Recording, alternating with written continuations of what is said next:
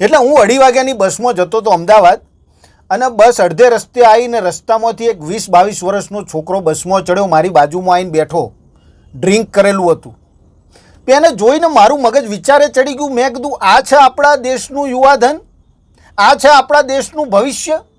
મારા અંદરનો વડીલ જાગૃત થઈ ગયો. મેં કીધું અને એવા 2 શબ્દો કહું કે એના જીવનમાં કોઈક પોઝિટિવ બદલાવ આવે. તે મેં બેટા કરીને વાત ચાલુ કરી, અને ઘણું સમજાયો, અને છેલ્લે એટલે સુધી કીધું, મેં કીધું દીકરા તું આ જે રસ્તે જઈ રહ્યો છે ને એ નરકમાં જાય છે આ રસ્તો. રાઈટ. તે રોવા માંડ્યો યાર. મન કે અંકલ ખરેખર આ રસ્તો નરકે જશે? મેં કીધું હા બેટા. તો મન કે સોરી અંકલ, તમે જાઓ નરકમાં, મારે તો અમદાવાદ જવાનું છે. Oh no.